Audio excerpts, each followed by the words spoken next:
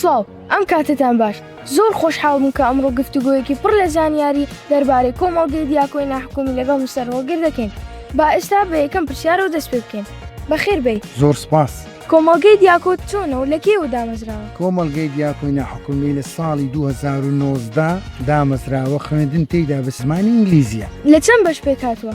کۆمەڵگەی دیاکۆی ناحکومی لە بەشی باخچەی منداڵان و بەشی بنەڕەتی و بەشی ئامادەی پێکاتوە. دەتوانیت هەندێک زانیاری زیاترم پێ بدەیت کە؟ بەڵێ بە دڵنیاییەوە بەشی زانستی و ئەکادمی ساڵانە پلانێکی یەکجار تۆکمەدادنێ بۆ ئەوەی قوتابیان بە باشترین شێوە سوود لەوانەکان وەربگرن و بەرەو پێشەوە بڕۆن. ئایا چالاکی و گەشتی خۆشی ئەنجام دەدرێت لە کۆمەڵگە؟ ئەوە یەکێکە لە بەشە هەرە گرنگەکانی کۆمەڵگەی دیاکۆی ناحکومی. ساڵانە چەندین گەشتی تەرفیهی بۆ ناو شاری هەولێر و دەوروبەری و ناوشاخەکان ئەنجام دەدرێت بۆ شوێنە مێژوویەکان بۆ ئەوەی قوتابیان زیاتر ئارزوی خوێندن بکەن لەم کۆمەڵگا پێشکەوتووە. ئەی سەبارەت بە چالاکیتر لە کۆمەڵگە؟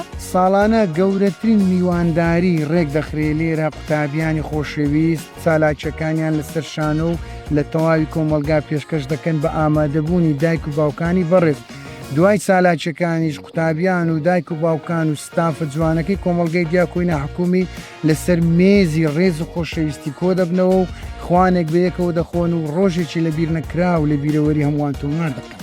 ئایا پانێڵ و پۆدکاست و ئەم بابەتانە لە قوتابیانی خۆشەویست ئەنجام دەدرێن؟ وەکو تاکە ناوەندێکی پەروەردەیی، ینی تاکە ناوەندی پەروەردەی بوون کە پۆدکاستمان بۆ قوتابیانی خۆشەویست دروست کرد. قوتابیان زۆر بە ئازادانە بابەتەکانیان لە پۆدکاستەکان دەخەنە ڕوو و هەروەها بەشێکی کێمان هەیە ساڵانە پانێل ڕێک دێخین لەسەر بابەتێکی دیاریکراو. ساڵانە قوتابیان زۆر بە ئازادانە پانێلەکانی خۆیان ئامادە دەکەن و لەسەر شان و پێشکەشی دەکەن و وتوێژ لەگەڵ یەکتری دەکەن بە زمانە جیاوازەکان. هەنگەکانی دەرچوونی بەشی باخچەی منداڵان و پۆلی 9 پۆلی 12 چۆنە؟ ساڵانە لە بەشی باخچەی منداڵان ئاهەنگی دەرچوونیان بۆ ساز دەدرێ بە شێوازێکی زۆر ڕێک و پێک و دایک و باوکانش ئامادە دەبن و پۆلی نۆش بە هەمان شێوە ئاهەنگێکی ناوازە و جوانیان بۆ ڕێک دەخرێت. دەتوانین هەندێک زانیاریمان پێ بدەیت لەسەر پۆلی 12؟ بەڵێ بە دڵنیاییەوە بۆ ساڵی نوێی خوێندی 2026-27 یەکەم گروپی کۆمەڵگای دیاکۆی ناحکومی دەبنە پۆلی 12. بە دڵنیاییەوە گەورەترین ئاهەنگی سەرکەوتنیان بۆ دەجێڕن بۆ چونکە باشترین ستافی مامۆستایان بۆ ئامادەکراوە سەرکەوتوو دەبن ئینشاءڵڵا.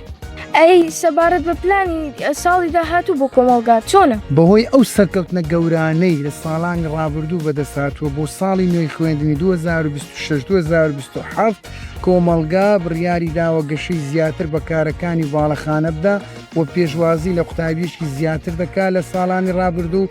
بە دڵنیاییەوە هەموو منداڵانی شاری هەولێر و کوردستان هەلی ئەوەیان هەیە لەو کۆمەڵگا پێشکەوتووە بخوێنن بۆ بنیادنانی داهاتوو خۆیان لە بۆ کورد و کوردستان.